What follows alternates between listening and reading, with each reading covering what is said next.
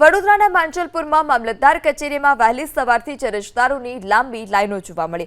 Ration card, Aadhaar card, KYC, non creamy layer certificate સહિતની કામગીરી માટે લોકો ધક્કા ખાવા મજબૂર છે। કોઈ ધંધા અને નોકરીમાંથી રજા લઈને ત્યાં આવે છે તો કોઈ આખો દિવસ કામ પડતું મૂકીને લાઈનમાં ઊભા રહેવા મજબૂર બને છે, પરંતુ તેમના કામ એક દિવસમાં પૂર્ણ નથી થતા। મહિલા, પુરુષ, વૃદ્ધો તમામ માટે એક જ લાઈન છે।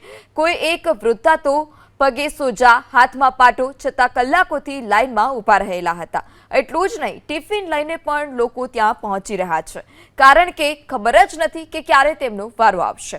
ઓફિસમાં ફક્ત 5 લોકોનો સ્ટાફ છે, અરજદારો વધુ છે, જેને કારણે લોકોને હાલાકી થઈ રહી છે। અરજદારોની માંગ છે કે આ સમસ્યાનું નિરાકરણ લાવવામાં આવે। વડોદરાના માંજલપુર ખાતે આવેલી મામલતદાર કચેરીએ આવકના દાખલા સહિતની કામગીરી માટે આપ જોઈ શકો છો, વહેલી સવારથી ખૂબ મોટી સંખ્યામાં લોકો અહીંયા ઉપસ્થિત છે। ખૂબ લાંબી લાઈનો લાગી છે।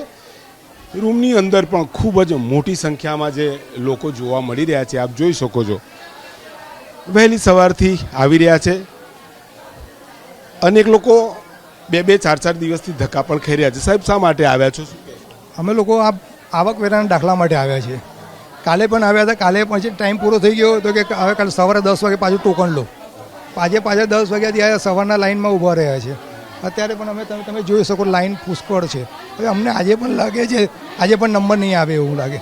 કેટલા ટોકન આપે? હવે સાહેબ એ તો ખબર નથી, પણ લાઈનમાં લગાડે છે ટોકન પછી કામગીરી કેટલા? તો 10 વાગ્યા સુધી કીધું હતું કે ટોકન 10 વાગે આવશે। સાહેબ અત્યારે જો 11 વાગ્યા છે તો પણ ટોકનનો નંબર નથી આવ્યો। ટોકનનો નંબર નથી આવતો। આપ જોઈ શકો છો કેવાયસી, આધાર કાર્ડ, રાશન કાર્ડ સહિતની કામગીરી માટે ખૂબ જ મોટી સંખ્યામાં જે લોકો અહીંયા ઉપસ્થિત છે। જે ઉંમરલાયક એટલે કે વૃદ્ધ લોકો પણ અહીંયા છે। બેન કહી રહ્યા છે, શું થયું?